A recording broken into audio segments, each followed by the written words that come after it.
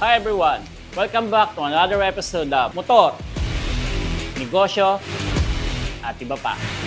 And this is your host, Coach Red and Moto Vlog. Every vlog essence may sasay bawat content. Mga vlog niya may halaga, may lalim sa salita, hindi puro lang patawa.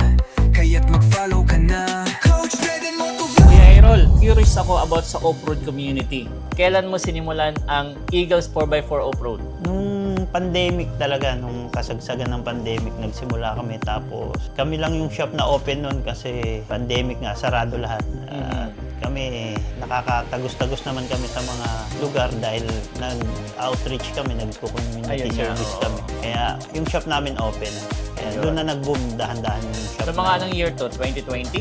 2020, 2021. Can you tell our viewers anything, something about the off-road community? Kailangan nasa tamang grupo ka, tapos may alam sila pag may mga technical na bagay.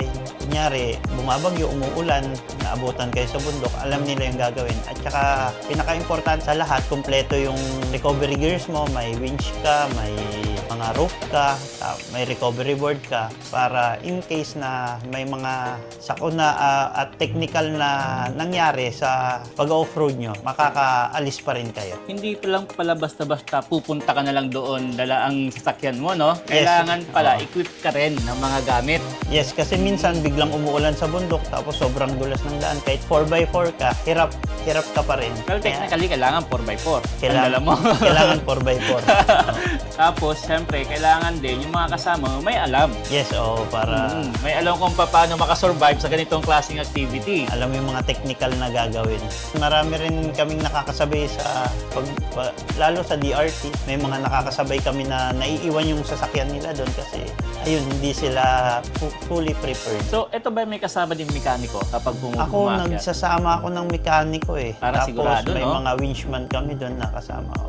What do you mean winchman? Yung taga-kuha ng winch, sila taga-tali sa puno. Ito Para yung hindi na talagang kami tumutulong. pababa ng baba ng baba. Okay. May magga-guide. So, yung sabihin, sa isang sasakyan na pang off-road, kapag sumugod kayo doon, bawa ikaw, kailangan may kasama ka din talaga. At least dalawa. Isang winchman at saka isang mekaniko. Oo. Para yung as in solo mo yon para lang sa'yo. Oo. Pero somehow, since ito ay community, grupo, sigurado sa grupo, may mga kanya-kanya na rin mga mekaniko yan at mga tulong-tulong na rin. Tulong-tulong na rin. Kung walang kasama yung iba, kung may kasama ka, sila na lang, sila rin yung nagga-guide na sa mga iba. Paano pumasok sa ganitong klaseng community?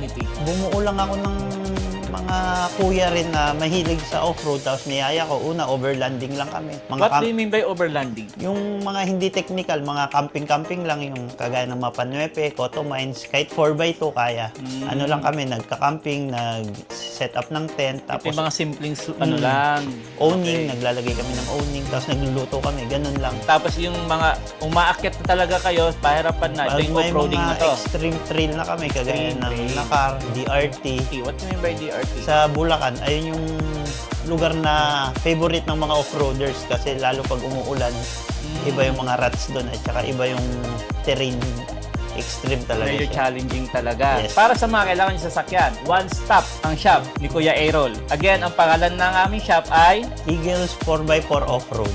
Kuya Errol, anong mga ino-offer natin dito? Meron kaming regear, konti lang shop na marunong mag-regear, mag-install ng lockers. Ayan, kaya naman namin install yan. At saka mga suspension, mags, gulong, steel bumper, mga lights, kompleto naman kami kung may kailangan pa kayo. Do you offer also delivery? Pwede rin, nag-ship kami sa ibang lugar kagaya ng Mindanao, Cebu yan. Nationwide Yes, pwedeng AP Cargo yan. Oo, kasi yung ganitong klase ng mga pyesa, hindi rin basta-basta nahahanap eh. Normally dito, mga imported pa. Australia, US, ganyan yung mga brand na. Pagdating sa mga brand, alam na alam ni Kuya Errol yan. Mag-message lang kayo sa Eagles 4x4 Off-Road Facebook page sa mga katanungan at mga inquiries nyo at syempre sa mga orders nyo. Kuya Errol, maliban sa mga pyesa, meron din ba kayong service na nagpo-full build kayo dito? Oo, kaya namin mag-full build ng isang buong araw. Isang buong araw lang Yes, body Ang lift, bilis nun. suspension lift, mugs, tires, tsaka steel bumpers. Kaya namin tapusin ng magdamag. But it has to be, syempre, magpapabook kayo in advance. Yes, Kasi oo. syempre, sa dami ng mga clients mo, baka hindi rin ma-accommodate natin lahat, no? So, we required advance booking, guys. Mag-message lang kayo sa page nila. Sa loob ng 5 years nito, sa dami na nang maging kliyente mo, mga quality na gawa mo, sigurado may mga nagtatanong na dito kung o-open ka ba for franchising. Yes, actually nag-open kami last month lang ng for franchising. Sabi na eh. Meron na kaming Palawan at saka Valenzuela na soon to open. Siguro next month open na sila.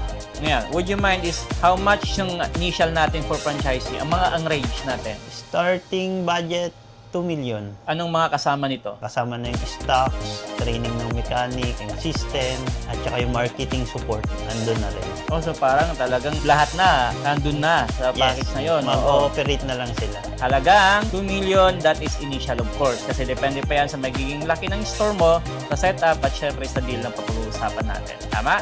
Yes. Ayun. Thank you so much, Kuya Errol, for having me. And I hope to see you again on the next vlog. Okay. Thank you. Thank kuya. you so much. So, Kuya. nagustuhan mo rin ba ang video na to? Isa ka din bang motovlogger, content creator, business owner? At gusto mo rin ba ma-feature sa vlog ko? Ano pang hinihintay mo? Mag-message na sa Culture Den Motovlog.